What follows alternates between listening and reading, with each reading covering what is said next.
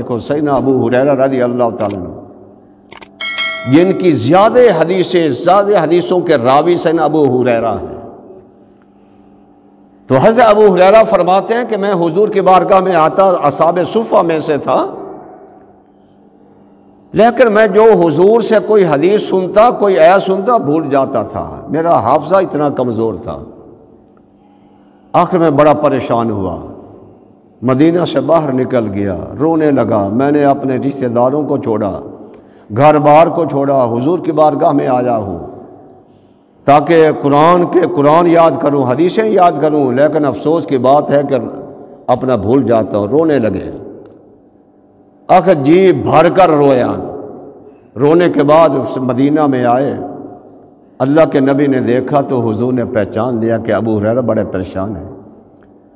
فرمایا ابو حریرہ بات کیا ہے، پریشان نظر آتے ہو؟ عرض کیا میرے آقا میں پریشانی یہ ہے کہ آپ کی بارگاہ میں رہتا ہوں، لیکن جو حدیث سنتا ہوں بھول جاتا ہوں، جو قرآن کی آیت سنتا ہوں بھول جاتا ہوں، حافظہ بڑا کمزور ہے۔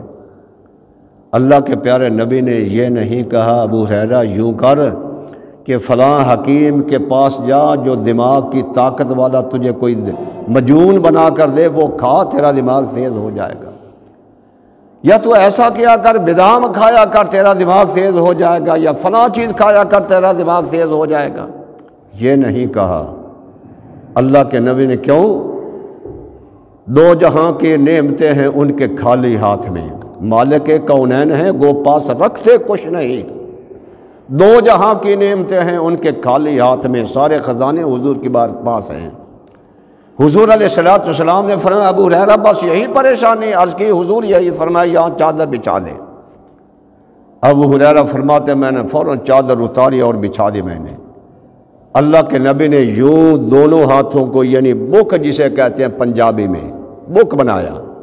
حضور نے یوں ہی ہوا کے اندر بک ایک بھرا میری چادر میں ڈال دیا، دوسرا بھرا چادر میں ڈال دیا، تیسرا بھرا چادر میں ڈال دیا۔ فرمایا ابو حریرہ اب یوں کر اس چادر کو اٹھا کر سینے سے لگا لے۔ ابو حریرہ فرماتے ہیں میں نے چادر کو سینے لگایا، جو کچھ میں بھول چکا تھا مجھے یاد ہو گیا، آئندہ جو بھی حضور سے سنتا وہ مجھے یاد ہی رہتا، کبھی بھولتا ہی نہیں تھا۔ تو اللہ کے نبی کو اللہ نے زمین کے سارے خزانے ایسے، یعنی مادیات، تو ایک مادیات کے خزانے ہوتے ہیں، مادیات نہیں روحانیات کے خزانے بھی اللہ نے عطا فرما دیے تھے۔ تو ایک حکمت یہ